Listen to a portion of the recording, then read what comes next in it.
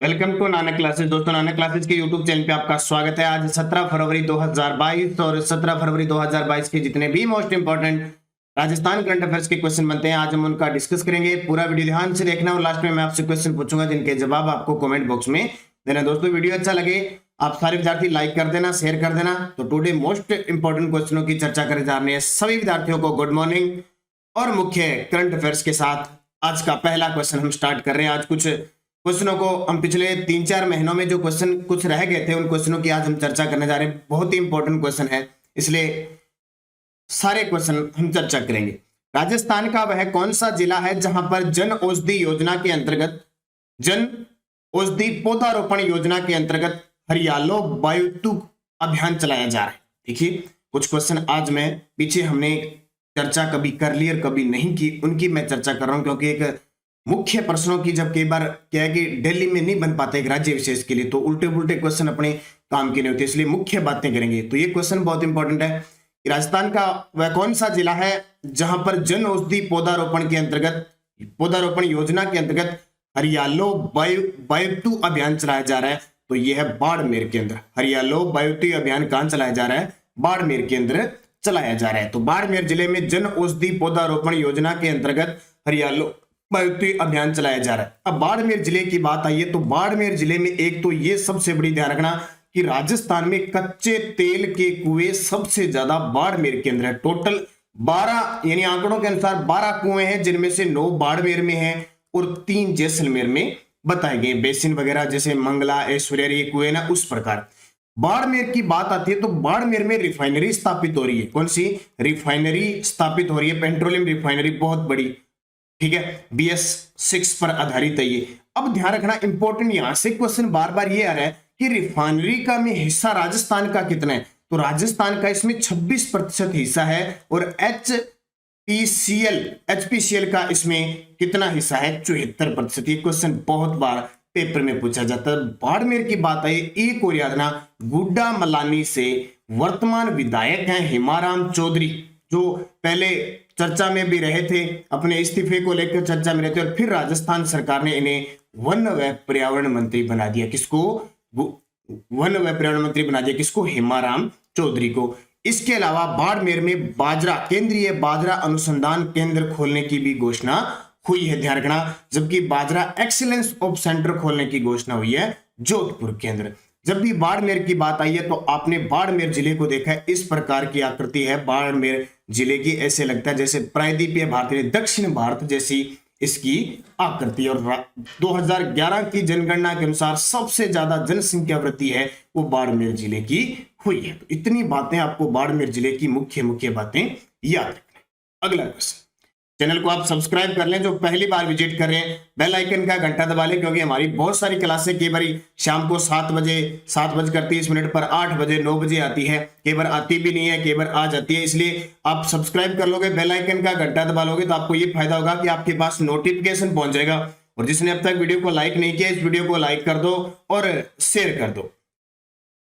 दूसरा प्रश्न देखिए, उपराष्ट्रपति एम वेंकैया नायडू द्वारा राज्यपाल कलराज मिश्र की लिखी पुस्तक संविधान, संस्कृति और राष्ट्र का लोकार्पण कहां किया गया? इस क्वेश्चन को स्टार लगा लेना। हालांकि 2021 का प्रश्न है, जब हमारे राज्य के अंदर हमारे देश के उपराष्ट्रपति एम वेंकैया नायडू आए थे, तो उन्होंने हमारे राजस्थान के राज्यपाल कलराज मिश्र की लिखी पुस्तक संविधान, संस्कृति और राष्ट्र का लोकार्पण किया। ये कहां किया? इतने दिन हमने इतना पढ़ा था कि संविधान, संस्कृति और राष्ट्र, ये जो पुस्तक है वो कलराज मिश्र जी की है और इसका लोकार्पण उपराष्ट्रपति एम वेंकैया नायडू जी ने किया था। लेकिन अब हमारे पास ये डाटा, ये नया निकल के आया कि इन्होंने इसका लोकार्पण कहां किया? तो जोधपुर में किया। भी ये याद रखना, कहां पे? जोधपुर के अंदर किया। किसने? उपराष्ट्रपति। ध्यान रखना, जो उपराष्ट्रपति होता है वही हमारी राज्यसभा का पदेन सभापति भी होता है, इसको याद रखना। इसके अलावा कलराज मिश्र की एक पुस्तक है भारत में उद्यमिता। ये क्वेश्चन कई बार पेपर में आ गया। भारत में उद्यमिता, कौशल विकास पर आधारित है, ये क्वेश्चन भी पेपर में आ गया। इस पुस्तक को तो याद रखना है, संविधान, संस्कृति और राष्ट्र। कहां लोकार्पण किया गया इसका? जोधपुर के अंदर हमारे उपराष्ट्रपति के द्वारा किया गया। अब याद रखना, बात आई है जोधपुर की, कुछ चीजें मैं आपको बताऊंगा। वर्तमान में राजस्थान में सौर ऊर्जा के मामले में टॉप पे कौन सा है? जोधपुर है। जो अब वर्तमान में मुख्यमंत्री अशोक गहलोत, उनका विधानसभा क्षेत्र सरदारपुरा जोधपुर है, तो वो सबसे ज्यादा जोधपुर को सौगात देते हैं, जोधपुर जयपुर, ठीक है, बहुत ज्यादा। तो जोधपुर में एक तो राजस्थान का दूसरा मेगा फूड पार्क खुलेगा, मेगा फूड पार्क खुलेगा, ये बार बार पेपर में आ रहा है, मेगा फूड पार्क खुलेगा, इसकी घोषणा हुई है। इसके अलावा राजस्थान का पहला मथानिया जोधपुर के अंदर राजस्थान का पहला स्पाइस पार्क है, यानी मसाला पार्क है, जोधपुर के अंदर है। इसके अलावा ज्योतिबा फुले उपज मंडी भी कहां स्थापित होगी, वो भी जोधपुर के अंदर स्थापित होगी। हाल ही में राजस्थान का पहला मूक बधिर कॉलेज कहां खुला है, वो भी जोधपुर के अंदर स्थापित है, वह है। इसके अलावा राजीव गांधी फिनटेक यूनिवर्सिटी कहां स्थापित होगी, जोधपुर में। राजस्थान की पहली डिजिटल यूनिवर्सिटी भी कहां स्थापित होगी, जोधपुर के अंदर। ये मुख्य वर्तमान हाल ही में चर्चा में है सारी चीजें जो परीक्षा की दृष्टि से पूछी जाएगी। और विश्व का सबसे बड़ा सोलर पार्क, सौर ऊर्जा पार्क, वो भी कहां पे है, बड़ला जोधपुर के अंदर स्थित है। दूसरा नोक जैसलमेर में। दोनों बार बार प्रश्न एग्जाम में टपक रहे हैं, तो इनको अच्छे तरीके से याद रखना। एग्जाम में यहां से आपसे कोई ना कोई क्वेश्चन आएगा, तो जिस भी जिले की बात आ रही है उनकी चर्चा करना।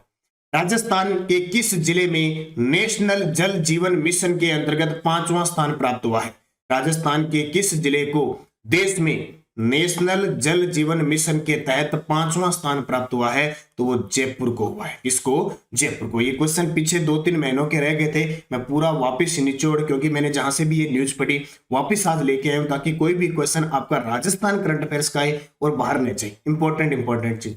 तो नेशनल, हालांकि इनकी कोई ज्यादा खासियत नहीं, बस इतनी बातें आपको याद रखने के बार छोटा सा प्रश्न पेपर में आ जाता है। तो नेशनल जल जीवन मिशन के तहत जयपुर जिले को 5वां स्थान प्राप्त हुआ। अब जयपुर की बात मैं कई चीजों से करूंगा। एक तो जयपुर का नाम, जयपुर में याद रखना बिलोची गांव है, जहां से 1 अगस्त 2021 से घर घर औषधि योजना की शुरुआत हुई। एक जयपुर का नाम होता है तो आपको याद रखना बालोजी गांव। बालोजी गांव केंद्र सरकार की कुसुम योजना है। कुसुम योजना क्या है, डीजल पंप, जो डीजल इंजन है उनके स्थान पर सौर ऊर्जा संयंत्रों का स्थापित करना। तो इसकी शुरुआत भी अपने राजस्थान के जयपुर जिले के बालोजी गांव से पहला कुसुम सौर ऊर्जा संयंत्र स्थापित किया गया। बालोजी गांव चर्चा में आ गया। इसके बाद आपको याद रखना है चोप गांव। कौन सा, चोप गांव, यहाँ ये आमेर जयपुर के अंदर विश्व का 3रा बड़ा क्रिकेट स्टेडियम यहाँ पे बन रहा है, हाल ही में इसका शिलान्यास किया गया। 3 चर्चा में। इसके अलावा दादिया गांव याद रखना, राजस्थान का पहला जैविक गांव, ये सारे जयपुर के हैं, जैविक गन्ने का प्रोडक्ट प्राप्त हुआ है। इसके अलावा आपको याद रखना है जयपुर जिले का कुंडा गांव आमेर के अंदर है, विश्व का 3रा हाथी गांव है, विश्व का 3रा हाथी गांव है। यहाँ आपको पता है कोरोना काल में इतनी दिक्कत आ गई कि हाथियों को संरक्षित करना, हाथियों का पालन पोषण करना मुश्किल आ गया था, इसलिए सरकार ने प्रतिदिन एक हाथी के लिए 1500 रुपए देने की घोषणा की थी। एक आता है जाहिदा गांव। जाहिदा गांव क्यों चर्चा में है, राजस्थान का पहला ओडीएफ प्लस गांव है, ये ओडीएफ प्लस पहला गांव है घोषित हुआ। ये कुछ गांव है जो पेपर की दृष्टि से इंपॉर्टेंट है, और लगातार देखो बालोजी गांव, चोप गांव, दादिया गांव, ये सारे पेपर के अंदर आ रहे हैं, तो इनको और याद रखना। और जयपुर की बात करें तो जयपुर के अंदर हाल ही में जैसे जोधपुर में फिनटेक यूनिवर्सिटी स्थापित करने की बात की गई है, तो जयपुर में फिनटेक पार्क स्थापित होगा। कौन सा, फिनटेक पार्क स्थापित होगा। और जयपुर की बात करें तो हमारा जो राज्य सचिवालय है वो कहां पे है, जयपुर के अंदर, जिसकी स्थापना 1949 को हुई थी। सचिवालय का जो प्रशासनिक अधिकारी, मुख्य प्रशासनिक अधिकारी होता है, वो हमेशा मुख्य सचिव होता है। और वर्तमान में हमारे नए मुख्य सचिव बन चुके हैं, कौन, उषा शर्मा बन चुकी है। तो ये आपके लिए बहुत इंपॉर्टेंट चीजें मैंने आपको जयपुर जिले की निकाल कर बताई है। अगला क्वेश्चन देखो, हाल ही में राजस्थान में औद्योगिक विकास को गति प्रदान करने हेतु किस योजना को लागू किया गया है। हाल ही में राजस्थान में औद्योगिक विकास को गति प्रदान करने हेतु किस योजना को लागू किया गया, बहुत इंपॉर्टेंट है, ये समझ लो। इस योजना का नाम है एमनेस्टी स्कीम 2021। कौन सी, एमनेस्टी स्कीम 2021। क्या है देखिए, एमनेस्टी स्कीम 2021 25 सितंबर 2021 को एमनेस्टी स्कीम 2021 लागू की गई, जो 31 मार्च 2022 तक प्रभावी रहेगी। इस योजना के अंतर्गत वित्तीय संकट, प्राकृतिक आपदा, टेक्नोलॉजी परिवर्तन से असफल रही इकाइयों को संबल प्रदान करने के लिए अब वसूलनीय मूल अनुदान राशि के पेटे में 50% राशि जमा कराने पर बकाया मूल अनुदान व समस्त ब्याज माफ कर दिया जाएगा। तो ये इंपॉर्टेंट है किसके लिए, देखो औद्योगिक विकास को गति प्रदान करने के लिए, क्योंकि पिछले 2 साल से यानी 2019 के लास्ट से लेकर 2021 यानी 2020 में एकदम लॉकडाउन लग गया था, कर्फ्यू वगैरह सब लग गया था, तो सब चीजें आपको पता है एक बार चौपट हो गई थी। हालांकि कुछ पटरी पे आ गए और कुछ धीरे धीरे आते हैं। उद्योग वगैरह एक बार जब बंद हो जाते हैं ना, बड़ी मुश्किल काम होता है, क्योंकि इनका ऋण वगैरह बड़ा बड़ा लिया होता है, तो समस्या आ जाती है। औद्योगिक विकास को गति प्रदान करने के लिए एमनेस्टी स्कीम 2021, इसका पूरा ये उद्देश्य है। 25 सितंबर 2021, देखो इसकी क्वेश्चन की पहले हमने चर्चा नहीं की थी, हमारे पास नया क्वेश्चन सामने आया है। 2021 को एमनेस्टी स्कीम 2021 लागू की गई थी, जो 31 मार्च 2022 तक प्रभावी रही। इस योजना के अंतर्गत वित्तीय संकट, प्राकृतिक आपदा, टेक्नोलॉजी से असफलता कहीं ना कहीं तो नुकसान हुआ है, उनको संबल प्रदान करने के लिए अगर कोई वसूलनीय जो मूल अनुदान राशि 50% जमा कराता है, उससे 50% उसे ब्याज माफ और उसका अनुदान माफ कर दिया जाएगा। तो ये इंपॉर्टेंट है, पेपर में सीधा सीधा आ सकता है। अगला देखिए, हाल ही में देश के सबसे युवा .in डोमेन रजिस्टर्ड बने उत्कर्ष वैष्णव का संबंध राजस्थान के किस जिले से है? हाल ही में देश के सबसे युवा .in डोमेन रजिस्टर्ड बने उत्कर्ष वैष्णव का संबंध राजस्थान के किस जिले से है? जोधपुर से। कहां से? जोधपुर से। ज्यादा इंपॉर्टेंट नहीं है, बस इतना याद रख लेना, उत्कर्ष वैष्णव जोधपुर जिले के हैं। देश के सबसे युवा .in डोमेन रजिस्टर्ड बने। .in डोमेन, ये डोमेन होते हैं ना, डोमेन नेम .com लगाते हैं, इनके रजिस्टर्ड बने हैं ये उत्कर्ष वैष्णव। तो इसको याद रखना अच्छे तरीके से। छठा क्वेश्चन, राजस्थान की वह खिलाड़ी जिसने राष्ट्रीय अंडर-23 एथलेटिक प्रतियोगिता में रजत पदक प्राप्त किया। ये बहुत इंपॉर्टेंट है, ये क्वेश्चन, इस प्रकार के क्वेश्चन आपको कोई ना कोई एग्जाम में जरूर मिल जाएंगे। जिसने राष्ट्रीय अंडर-23 यानी अंडर-23 एथलेटिक प्रतियोगिता में रजत पदक जीता है, उनका नाम है कचनार चौधरी। कौन सी? कचनार चौधरी। तो राजस्थान की एथलीट कचनार चौधरी ने राष्ट्रीय अंडर-23 एथलीट प्रतियोगिता में रजत पदक जीता। बाकी आपके पास ऑप्शन है अवनी लेखरा, तो मैंने चर्चा पुरस्कारों में कर दी और मैं कर दी। पैरा निशानेबाज है अवनी लेखरा, जयपुर की है। टोक्यो पैरालंपिक में 10 मीटर एयर राइफल में कांस्य स्वर्ण पदक जीता और 50 मीटर एयर राइफल में कांस्य पदक जीता। हाल ही में पद्मश्री अवार्ड की घोषणा हुई है, इनके लिए घोषणा इन्हें दिया गया। 2021 का मेजर ध्यानचंद खेल रत्न पुरस्कार दिया गया। राजस्थान की बेटी बचाओ बेटी पढ़ाओ की ब्रांड एम्बेसडर है। ये सारी चीजें आपके लिए याद रखना। अरुंधति चौधरी बॉक्सर है, कोटा की बॉक्सर है ये, और भावना पटेल पाली की क्रिकेटर है, जिनका भारतीय टीम में चयन हुआ। ये सारी चीजें आपके लिए बेहद खास इंपॉर्टेंट रखती है। सातवां क्वेश्चन देखिए, हाल ही में राजस्थान में घोषित Mahatma Gandhi institute of governance and social sciences का निदेशक किसे बनाया गया? इस क्वेश्चन को स्टार लगा लेना, आपसे सीधा ही पेपर में आएगा कि राजस्थान के किस जिले में Mahatma Gandhi institute of governance and social sciences का निदेशक, सोशल साइंसेज की स्थापना कहां की जा रही है? तो पहले तो उत्तर आ जाएगा जयपुर के अंदर। कहां पे? और इसके पहले निदेशक किसे नियुक्त किया गया है? उनका नाम है डॉक्टर BM शर्मा। क्या नाम है? BM शर्मा। अब आपके पास ऑप्शन है डॉक्टर अजय शर्मा कौन है? तो आपको पता होगा जयनारायण व्यास विश्वविद्यालय से एक कॉलेज था पहले, MBM कॉलेज, उसको नया विश्वविद्यालय बना दिया गया, उसके पहले कुलपति बने हैं। KL श्रीवास्तव जयनारायण व्यास विश्वविद्यालय के नए कुलपति बने हैं। और संजय कुमार सौत्रिक अभी हाल ही में RPSC के नए पूर्वकालिक अध्यक्ष बने हैं। तो याद रखना, पुणे की तर्ज पर जयपुर में Mahatma Gandhi institute of governance and social sciences बनाया जा रहा है, जिसके पहले निदेशक होंगे डॉक्टर BM शर्मा को नियुक्त किया गया। ये अपने आप में बहुत इंपॉर्टेंट क्वेश्चन है, हालांकि पहले बता चुका हूं, फिर भी इसको एक बार फिर गौर कर लेना। अगला देखिए, भारतीय पुलिस सेवा के अधिकारी जिनको राज्यपाल कलराज मिश्र के परिसहाय ADC का पदभार ग्रहण किया। जब ये राजनेता होते हैं ना, तो इनके सचिव है या पुलिस अधिकारी, बहुत सारे अधिकारी होते हैं। अकेला कोई राजनेता होता है, जैसे अपने कहते हैं ना सचिवालय। अब सचिवालय में कितने सचिव होते हैं? ये जितने भी मंत्री बनते हैं, इन मंत्रियों को सहयोग करने के लिए पदाधिकारी होते हैं। कैबिनेट के लिए अलग होता है, राज्य मंत्री के अलग होता है, राज्यपाल के अलग होते हैं। तभी तो ये काम करते नहीं, तो इनको क्या पता होता है? क्योंकि इनमें कोई पढ़ाई की योग्यता नहीं है। IAS RAS अधिकारी होते हैं, ये सब बताते हैं। तो राज्यपाल कलराज मिश्र के परिसहाय ADC का पदभार ग्रहण किया है किसने? राजर्षि राजवर्मा ने। राजर्षि राजवर्मा ने किया है। ये सुबीर कुमार राज्यपाल कलराज मिश्र के मुख्य सलाहकार हैं या सचिव कह सकते हैं। लक्ष्य राज सिंह ये पर्यटन विभाग के सलाहकार बने हैं। इस प्रकार ये विभाग के सलाहकार बनते हैं। याद रखना, हमारे राजस्थान के वर्तमान राज्यपाल कलराज मिश्र के परिसहाय नियुक्त हुए हैं। भारतीय पुलिस सेवा के अधिकारी राजर्षि राज वर्मा को नियुक्त किया गया। तो ये क्वेश्चन सारे इंपॉर्टेंट है परीक्षा की दृष्टि से, ये ध्यान रखना। और पीडीएफ हमारी टेलीग्राम पे आपको शाम को Nanak classes Rajasthan current affairs नाम से ग्रुप बना हुआ है, 24,000+ विद्यार्थी जुड़े हुए हैं। वीडियो की डिस्क्रिप्शन में भी लिंक है, वहां से आप ये ग्रुप ज्वाइन कीजिए ताकि आपको पीडीएफ मिल जाए और हमारा कोई भी वीडियो आए, कोई भी न्यूज आए, उसका लिंक आपको वहां मिल जाए। अब पिछले वीडियो का क्वेश्चन देखिए, तो बहुत शानदार क्वेश्चन है। हाल ही में आरपीएससी के नए चेयरमैन किसे बनाया गया है? तो सारे विद्यार्थियों का शानदार जवाब था अजय कुमार सोहित्रिय। ये बहुत अच्छा है। केएल श्रीवास्तव बता दिया जयनारायण व्यास विश्वविद्यालय के नए कुलपति बने हैं। भूपेंद्र सिंह यादव इससे पहले, ठीक है, अब जैसे संजय कुमार है ना, संजय कुमार से पहले कार्यवाहक थे जसवंत सिंह राठी, और जसवंत सिंह राठी से पहले कार्यवाहक थे शिव सिंह राठौड़, और शिव सिंह राठौड़ से पहले जो आरपीएससी के चेयरमैन थे वो भूपेंद्र सिंह यादव थे, पूर्णकालिक थे।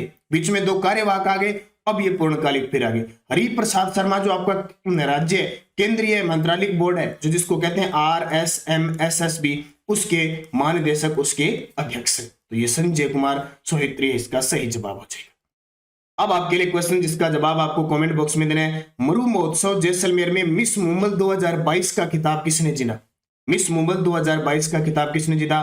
लक्षिता सोनी, पायल खत्री, निकिता राठौड़, मानसी राठौड़, प्लस आपको बताना है मिस्टर डेजर्ट और बता देना। मिस्टर डेजर्ट भी मुझे बता देना, मिस पोकरण भी बता देना और मिस्टर पोकरण भी बता देना। सारे के सारे आपको तरोताजा करने वापस। वैसे साप्ताहिक क्लास आएगी, लेकिन फिर भी आपको बस कमेंट में जवाब देना है।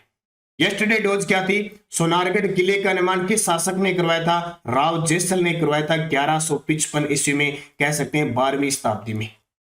धौलपुर प्रजामंडल के प्रथम अध्यक्ष कौन थे? इन्होंने स्थापना की थी, इन्होंने इसके अध्यक्ष थे कृष्ण दत्त पालीवाल। ये सारे मोटर वाहन उपनिरीक्षक पेपर में आए हुए हैं। जयपुर में वर्धमान पाठशाला की स्थापना किसने की थी? अर्जुन लाल सेठी, जिसे राजस्थान का दधीची कहते हैं और राजस्थान में क्रांतिकारी गतिविधियों का संचालन करने वाला प्रथम क्रांतिकारी कहते हैं। चरी लोक नृत्य का संबंध किस क्षेत्र से? तो किशनगढ़ अजमेर से चरी लोक नृत्य का संबंध है और फल्गुबाई इसकी प्रसिद्ध नृत्यांगना है। चक्री पूछे तो कंजर जाति का है। राज्य महाधिवक्ता की नियुक्ति कौन करता है? तो राज्यपाल। संविधान के अनुच्छेद 165 के तहत राज्यपाल महाधिवक्ता की क्या करता है? नियुक्ति करते हैं। 5 के जवाब जिन भी विद्यार्थियों ने कमेंट में दिए उन सबको हार्दिक शुभकामनाएं। नेक्स्ट डोज प्रोटेम स्पीकर की नियुक्ति कौन करता है? अब कौन सा प्रोटेम बताना है? राज्य के अंदर भी बताना है आपको, राज्य विधानसभा में भी बताना है और लोकसभा में भी बताना है। दोनों में आपको बताना है प्रोटेम स्पीकर की नियुक्ति कौन करता है। सिख संप्रदाय की स्थापना किसने की थी? आज मैं इंडिया लेवल के क्वेश्चन लेके आया। मुगल सेना में सर्वाधिक हिंदू सेनापति किस बादशाह के समय थे? मुगल सेना में सर्वाधिक हिंदू सेनापति किस बादशाह के समय थे? दीन ए इलाही धर्म का प्रतिपादक कौन था? और शिव सुंदरम जलप्रपात किस नदी पर? आज इंडिया लेवल के क्वेश्चन में लेके कोशिश करूंगा साथ में इंडिया लेवल के क्वेश्चनों को भी चर्चित रखें ताकि हमारे काम आ सके। तो ये 5 के जवाब मुझे दे देना।